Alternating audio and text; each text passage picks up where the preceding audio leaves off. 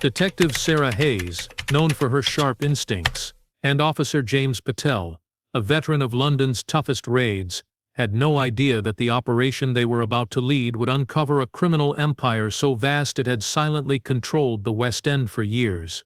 Crime in London's West End had been rising slowly for months, but no one realized how serious the problem had become until it felt too late. What started as scattered thefts and small disturbances soon turned into a pattern that people could no longer ignore. Store owners noticed unusual behavior outside their shops. Residents reported unfamiliar figures wandering their streets at night. Tourists found themselves followed, watched, or targeted in busy areas where they once felt completely safe. By the time the police connected the dots, fear had already spread through the community. The change happened quietly at first.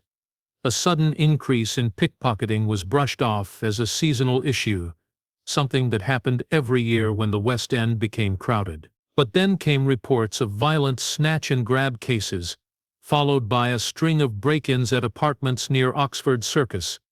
Patrol officers found broken locks, scattered belongings, and footprints leading nowhere. Each scene looked almost too organized, as if the criminals planned their movements with careful detail. Witnesses described seeing groups acting with unusual coordination, arriving and disappearing before authorities could react. Businesses suffered just as much as residents. Restaurants noticed suspicious customers who stayed long hours without ordering much. Small shops reported counterfeit notes appearing in circulation. Managers started installing extra cameras, reinforcing back doors and training staff to stay alert. Delivery drivers complained that they were being stopped by unknown men who claimed to check their packages. The entire neighborhood felt like it was being watched by invisible eyes, observing every movement, every routine, and every weak point. Police presence increased, but it did not calm the streets. In fact, the criminals seemed to adjust quickly to every new patrol route. Officers would walk through Leicester Square 1 hour, and robberies would suddenly shift to Covent Garden the next. The unpredictability frustrated the police teams, who struggled to understand how the offenders were staying a step ahead. Some investigators believed the criminals were using hidden communication channels. Others suspected insiders within businesses or service workers were being paid to report police movements. Anonymous tips began arriving at the station, each one stranger than the last. Someone claimed that secret deals were happening in the back rooms of shuttered theaters. Another warned of gamblers who carried weapons under their coats and controlled certain streets. A taxi driver anonymously reported seeing a group move large bags into an old, half-abandoned warehouse near the Soho boundary late at night. The most unsettling part was that none of the tips contradicted each other. Instead, they painted a picture of a network spreading through the West End like roots underground. Fear deepened after a late-night street performer was found injured in an alleyway. He had been known to perform every night without trouble, and suddenly no one knew who hurt him or why. That single event made headlines and forced authorities to admit that something bigger was happening. The West End, once known for entertainment and nightlife, was slowly turning into a zone of uncertainty. By the end of the week, the city realized the issue was no longer a collection of separate incidents. It was a warning. Something organized, hidden, and powerful was taking control of the West End, and the police understood that a major operation would soon be necessary, because London had stopped sleeping, and danger was now alive in the heart of the city. The West End was a place of contradictions. By day, it glittered with lights, bustling shops, and tourists wandering the streets with cameras. By night, a different world emerged, hidden behind the glamour and excitement. Criminals moved quietly through narrow alleys, abandoned basements, and deserted back streets, taking advantage of the distractions above. They used the bright lights and crowded streets as cover, blending in with ordinary pedestrians while carrying out their illegal activities. Even seasoned residents had begun noticing patterns, though they could not put the pieces together. Things that seemed like coincidences, strangers lingering too long, unusual deliveries, and unexpected power outages in small areas were all part of a carefully orchestrated network. Investigators soon realized that the criminals were far more organized than initially suspected. Surveillance teams found secret meeting places hidden in plain sight: a basement beneath a closed cafe, a rooftop overlooking a busy square, and a small storage room behind a large billboard. These locations allowed the criminals to coordinate movements without attracting attention. Cameras and undercover officers captured masked lookouts who moved like ordinary people, yet their precise timing and placement indicated a level of sophistication rarely seen. Each lookout seemed to know exactly when and where to be, ensuring that operations could continue without interruption. The gangs used multiple layers of security to protect themselves. Even if one group was caught, another could continue operations. Couriers transported money, packages, and information through inconspicuous routes, often blending into tourist crowds or using public transportation. Police soon discovered that some gang members carried digital devices with encrypted messages, which contained instructions and updates for others. The use of technology meant that even a thorough street raid would not necessarily expose the whole network. The criminals were always one step ahead, hiding behind the busy facade of the West End. The investigation also uncovered that criminals exploited the everyday rhythm of the city. They timed activities with tourist peak hours, theater schedules, and even delivery times for popular shops. Busy streets became invisible highways for their operations. Officers watching from rooftops and security cameras were often unable to spot movement among the thousands of people walking past. This made it clear that the West End, despite its bright appearance, had become a playground for carefully coordinated crime. As the weeks went by, investigators identified patterns in the way meetings and deliveries occurred.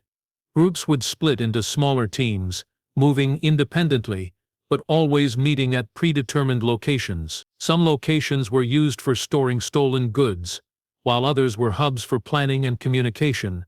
Officers discovered that certain businesses unknowingly provided cover for these operations. Small cafes, dry cleaners, and even boutique shops became temporary nodes in a network that stretched across the West End. The criminals' ability to operate invisibly among ordinary citizens showed a chilling level of strategy and patience.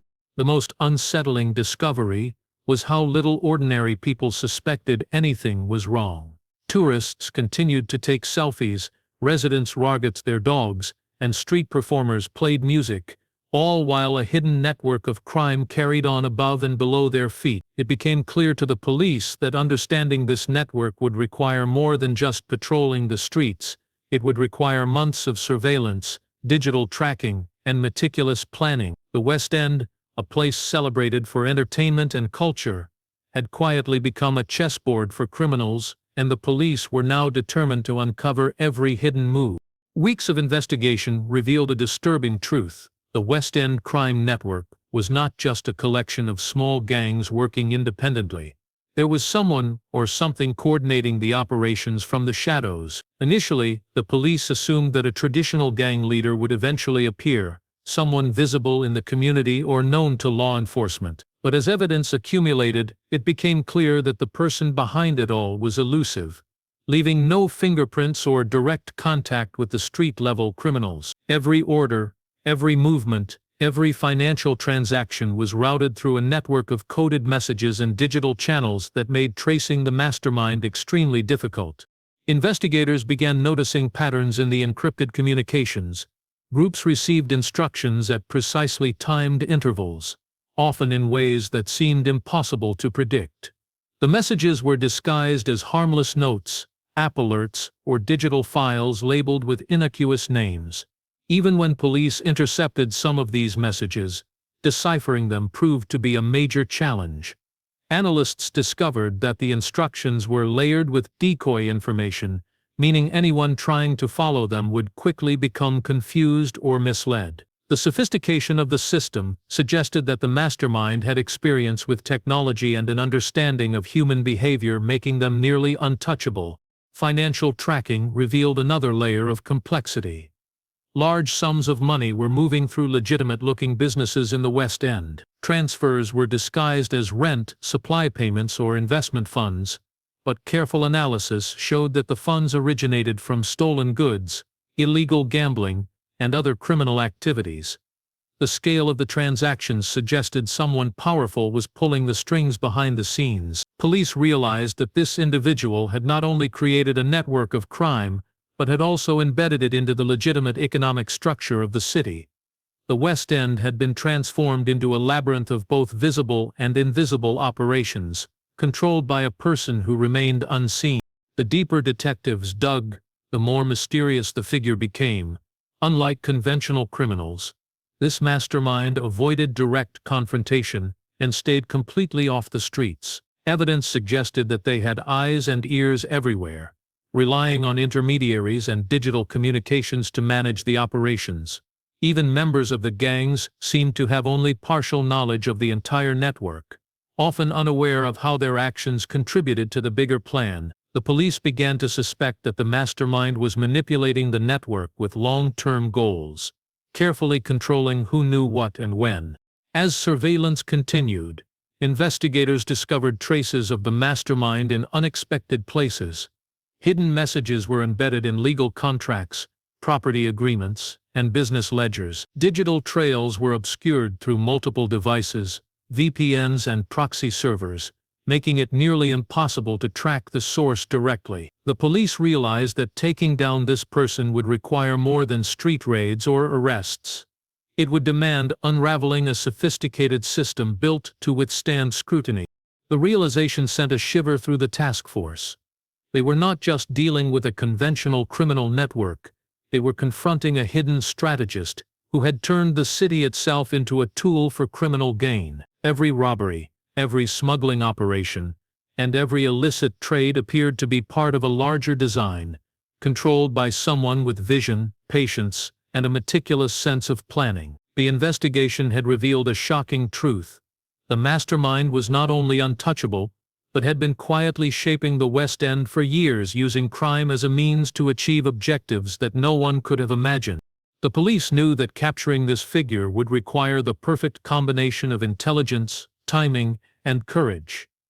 Every small clue uncovered brought them closer to the shadow controlling the network, yet the mastermind remained just out of reach. The hunt had transformed into a tense, high-stakes game of cat and mouse, and the detectives were only beginning to understand the depth of the web they were trying to unravel. Months of careful observation and intelligence gathering led the police to a single conclusion: a massive operation was required to dismantle the West End crime network. It was not a situation that could be solved with routine patrols or random arrests. The gangs had become too coordinated, their communication too sophisticated, and their operations too deeply embedded in the city's infrastructure. Detectives and commanders convened in secure rooms, reviewing maps, surveillance footage, and financial records, each piece of evidence painting a picture of a network that operated like clockwork. The complexity of the task ahead became clear. Any small misstep could alert the criminals and allow the entire operation to collapse. The police designed a comprehensive plan known internally as Operation Night Sweep. The strategy was ambitious. It aimed to hit multiple locations across the West End simultaneously, arresting suspects, seizing illegal goods, and shutting down criminal operations before the gangs had any chance to react. Officers from different units were brought together, combining specialized skills and experience. Undercover teams had been placed inside clubs, restaurants, and storage facilities for weeks, gathering critical intelligence about the timing and routines of the suspects. Cybercrime experts analyzed encrypted communications, mapping networks and identifying key nodes within the operation. Crowd control units prepared for mass arrests in busy streets, while rapid response squads rehearsed entry techniques for high-risk locations. The planning phase revealed just how careful the police needed to be. Each street, building, and alleyway in the West End was examined for potential hazards, escape routes, and surveillance blind spots. Officers studied patterns of pedestrian traffic and the locations of security cameras, both public and private. They identified which buildings could serve as staging areas and which routes were best for transporting detainees safely. Every detail mattered. Even minor oversights could allow criminals to escape or destroy evidence. The preparation was painstaking, with maps marked, roles assigned, and contingencies written for every possible scenario. Coordination across different units was critical. Communication channels were encrypted, and strict protocols ensured that no unauthorized personnel could compromise the operation. Officers trained together in mock scenarios, simulating arrests, securing evidence, and evacuating civilians if needed. The sense of urgency grew as the team realized the magnitude of what they were about to undertake. This was not just another raid, it was a coordinated strike against an entire criminal ecosystem. Every move had to be precise, every second accounted for, and every team member aware of their responsibilities. The police also relied on intelligence from informants who had infiltrated the criminal network. These insiders provided information on hidden meeting spots, delivery schedules, and even the timing of illicit financial transfers. Every tip was cross-referenced with surveillance data to ensure accuracy. The result was a detailed operational blueprint showing who would be targeted, where, and when. The West End, once a maze for investigators, was now mapped out with surgical precision. Despite the meticulous planning, tension ran high among the officers. They knew that criminals in the West End were unpredictable and ruthless. A single gunshot, a warning from a lookout, or a sudden shift in routine could turn the entire plan into chaos. Yet the police were resolute. Operation Night Sweep was their chance to dismantle a network that had grown too large, too bold, and too dangerous to ignore. Every member of the force understood that success depended not only on strategy, but on timing, discipline, and the element of surprise. As the night of the operation approached, the West End held its breath unknowingly, while police prepared to strike with unprecedented scale and precision. The night of the operation arrived with a tense stillness over the West End. From the rooftops to the narrow back streets, police units moved with calculated precision, each officer aware of the role they had to play. Helicopters hovered above, their spotlights scanning the streets for unusual movement, while teams on the ground positioned themselves at key points of entry and exit. The city itself seemed unaware that a massive crackdown was about to unfold beneath the glow of its neon signs and theater lights. Officers moved silently through alleyways, around cafes, and into buildings that had long been suspected of harboring illegal activity. Every step was planned to minimize risk and ensure surprise. The signal to begin was given at precisely midnight. Simultaneously, undercover officers triggered coordinated entries across dozens of locations, from gambling dens and illicit nightclubs to abandoned warehouses and high-end residential apartments used for secret meetings. Teams breached doors, swept through corridors, and secured perimeters, leaving no area unchecked. Smoke bombs and sirens erupted in controlled bursts, designed to disorient anyone inside while allowing police to move in with maximum advantage. The streets, usually bustling with nightlife, were suddenly filled with officers in tactical gear, creating an overwhelming presence that left criminals with no room to maneuver. Suspects tried to escape through back doors and hidden passages, but officers had anticipated every route.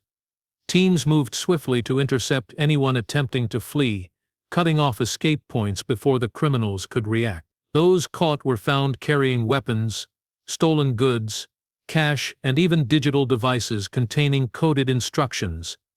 The level of preparation by the police made it clear that this operation was unlike anything the West End had ever seen. No single raid could have achieved such results. It required a network of officers moving in perfect synchrony, each aware of both the immediate targets and the larger objective. As the night wore on, arrests continued across multiple districts. Teams discovered illegal storage facilities packed with stolen merchandise, from electronics to luxury items, meticulously catalogued and ready for distribution. Evidence of organized gambling and drug operations was uncovered in hidden rooms behind everyday businesses. Even the unsuspecting passerby could have walked past these locations without noticing a thing. The police had penetrated layers of deception that the criminals had relied on for months, revealing a side of the West End that had remained invisible to the public. One of the most remarkable aspects of the operation was the cooperation between units. Crowd control teams ensured that civilians remained safe and unaware of the raids unfolding around them, while digital specialists accessed encrypted devices to capture crucial information. Each arrest added to the growing understanding of the network, allowing officers to follow trails of communication and financial transactions in real time. The scale of the operation began to reveal the true size of the criminal enterprise. Hundreds of individuals involved in coordinated activity, all working under the direction of an unknown figure who had remained untouchable for years. By dawn, the streets of the West End were filled with the aftermath of the crackdown. Hundreds of suspects were in custody. Illegal goods had been seized and hidden criminal hubs had been shut down. The operation had not only disrupted the gang's activities but also sent a clear message. The West End was no longer a safe haven for organized crime. For the police, the success of the night represented months of planning, intelligence gathering, and strategic coordination. Yet even as the city slowly returned to normal, the investigation was far from over. Each arrested individual held pieces of a larger puzzle, and detectives knew that the most crucial revelations about the masterminds behind the network were still to come. The West End had been transformed overnight, a battle fought silently and decisively in the shadows while the city slept. After the initial success of the raids, detectives began the painstaking process of analyzing the evidence seized from hundreds of arrested suspects. At first, they expected to find multiple small-scale operators responsible for the chaos in the West End, but the reality was far more disturbing. Almost every individual arrested had some connection to a single unseen controller who appeared to orchestrate operations from the shadows. As officers examined ledgers, digital devices, and encrypted communications, a pattern emerged. Every movement, every transaction, every assignment was linked back to one source. The scale of the network suggested a mastermind who was not just clever but extraordinarily patient and methodical. The breakthrough came when cybercrime specialists decrypted a series of files found on one suspect's laptop. Hidden deep within innocuous-looking spreadsheets and business documents were instructions for deliveries, meetings, and even routes to avoid police detection. Following the digital trail led investigators to an unassuming luxury hotel in the heart of the West End. The building was a symbol of affluence and respectability, entirely out of place for the source of criminal operation. Officers conducting a discreet investigation noticed subtle clues: unusual security measures in service areas, restricted access to certain floors, and frequent but brief visits by people who were otherwise untraceable. When the police finally obtained a search warrant, they found a hidden basement beneath the hotel. A sophisticated command center that had been operating unnoticed for years. Inside were multiple computers, secure servers, and stacks of documents detailing every aspect of the criminal network. Encrypted messages, financial records, and detailed maps connected all the gangs and individuals involved in the West End operations. The investigation revealed a shocking truth: the mastermind was not a street-level gang leader, nor a violent enforcer. Instead, it was a respected city developer, someone who had built a legitimate reputation while secretly controlling a vast criminal empire. The developer had used their legitimate businesses as a cover, funneling illegal profits into investments, properties, and construction projects across London. The West End operations had been designed not only to generate profit, but to manipulate the city itself. By controlling criminal activity, the mastermind could influence property values, push out smaller businesses, and acquire key locations at reduced prices. Every robbery, every smuggling operation, and every underground gambling session had served a calculated purpose in a plan that was as much about power and influence as it was about money. Detectives were stunned by the level of sophistication and long-term planning. The developer had managed to coordinate multiple gangs without ever exposing themselves, relying entirely on intermediaries, encrypted digital communication, and careful timing. Even the most experienced investigators were taken aback by the audacity of someone so prominent being able to operate undetected for years. The evidence showed a deliberate blending of legality and illegality, making it almost impossible to trace the operations until the recent arrests forced mistakes and revealed the hidden network. The discovery sent shockwaves through both the police and the public.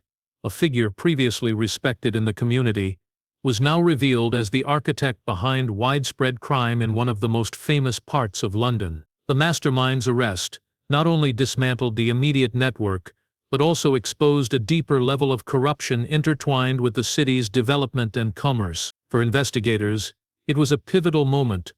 The face behind the chaos was finally visible, and years of careful planning and meticulous control were beginning to unravel. The West End, once under the unseen control of a powerful figure, had begun to breathe freely again, but the investigation continued, revealing layers of manipulation that had shaped the city far longer than anyone had imagined.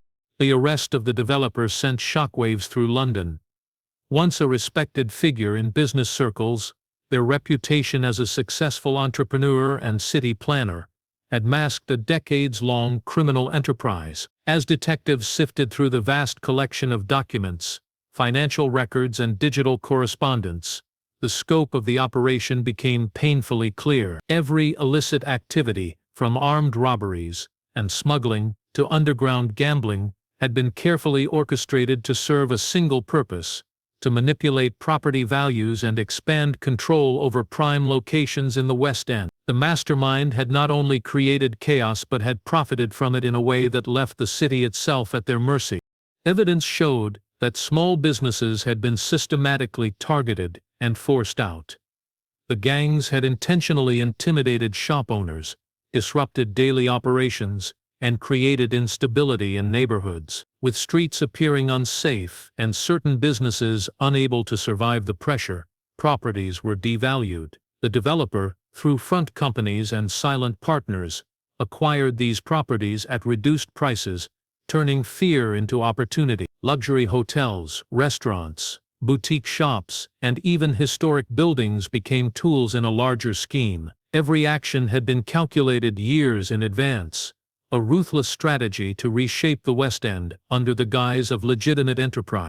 Financial trails revealed the enormity of the profits. Hundreds of thousands of pounds had moved through accounts labeled as rent, construction fees, or corporate expenses, but forensic accounting revealed these funds originated from criminal activity. The developer had been careful to separate illegal income from legitimate business operations, using layered transactions and shell companies to obscure the flow of money. Detectives marveled at the meticulousness of the planning. This was not the work of a typical criminal but of someone who combined business acumen with strategic criminality. The fallout from the arrest was immediate and widespread. Investors and politicians who had trusted the developer were forced to confront the reality of their involvement, however indirect, in the criminal empire. Small business owners who had once feared retaliation finally saw the possibility of reclaiming their neighborhoods. Community leaders began planning recovery strategies, while law enforcement worked to ensure that every property and asset acquired through illegal means was accounted for and, where possible, returned to rightful owners. The city that had been quietly manipulated for years was beginning a process of repair, both physically and socially. The investigation also revealed a deeper psychological aspect of the mastermind's operation. Unlike street-level criminals, this individual had avoided violence whenever possible, preferring manipulation, strategy, and deception. The gangs and foot soldiers were merely instruments, unaware of the larger goals. By staying distant from direct criminal acts, the developer had minimized personal risk while maximizing control. It was a chilling demonstration of how intellect and ambition, when misapplied, could cause widespread disruption without immediate detection. For the police, the arrest was a moment of both triumph and reflection. The successful dismantling of the network showed the power of coordinated investigation, surveillance, and strategic planning. Yet it also highlighted the vulnerability of even the most visible and seemingly secure city districts to hidden manipulation. The West End had survived, but the story of the developer's fall would serve as a cautionary tale for years to come. A man who once shaped the skyline and directed the flow of the city through influence and intimidation had been brought down, revealing the true cost of power used without conscience. By the time legal proceedings began, the scale of the network and the sophistication of its control left the public stunned. Newspapers and media outlets described the case as unprecedented, with one individual controlling both legitimate and illegitimate operations to bend the city to their will. For the residents of the West End, the end of this chapter marked the return of safety, a reclaiming of streets, businesses, and confidence. But the story of manipulation, greed, and cunning would linger in memory, a reminder of how darkness can hide in plain sight. After the arrest of the developer and the dismantling of the criminal network, the West End began a slow but noticeable transformation.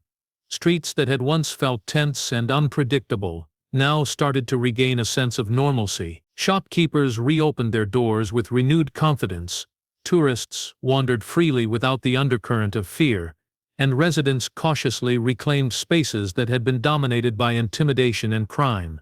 For many, it was the first time in years that the neighborhood felt truly safe. The scale of the crackdown had sent a clear message.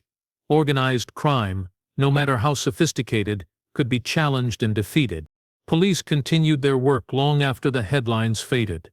Arrests had disrupted the network, but investigators knew that remnants amongst the operation and minor collaborators remained at large. Officers revisited evidence, cross-checked financial trails, and monitored locations previously used for criminal activity. The operation had been a major victory, but law enforcement recognized that vigilance was essential. Crime rarely disappeared entirely. It often shifted, waiting for opportunity. The success of the crackdown depended not only on arrests, but on the continued surveillance and strategic planning to prevent a resurgence. Communities in the West End began to rebuild both physically and socially.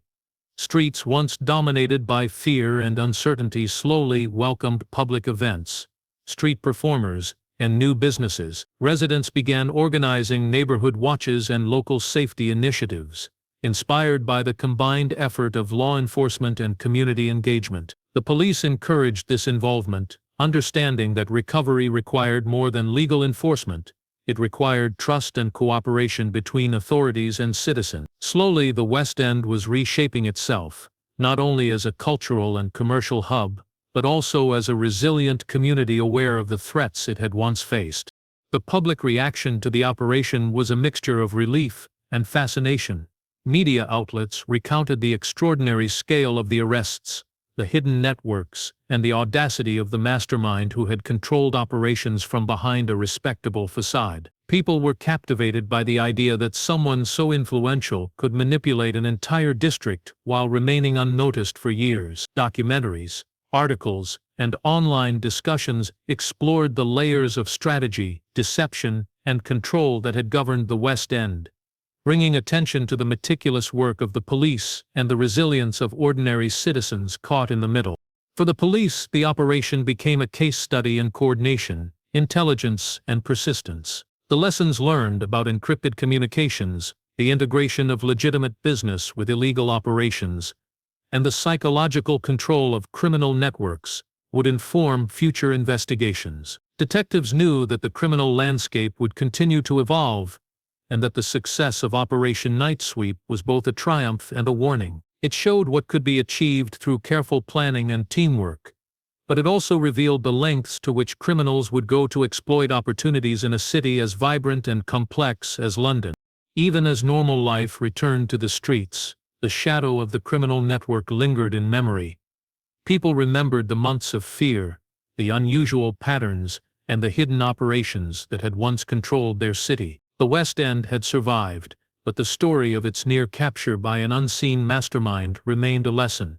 Danger could grow silently, and vigilance was always necessary. The successful crackdown had restored safety, but it also reminded everyone that the fight against crime required constant effort. For residents, businesses, and police alike, the West End's recovery marked a new beginning, a cautious, hard-won freedom in a city that had once been manipulated from the shadows.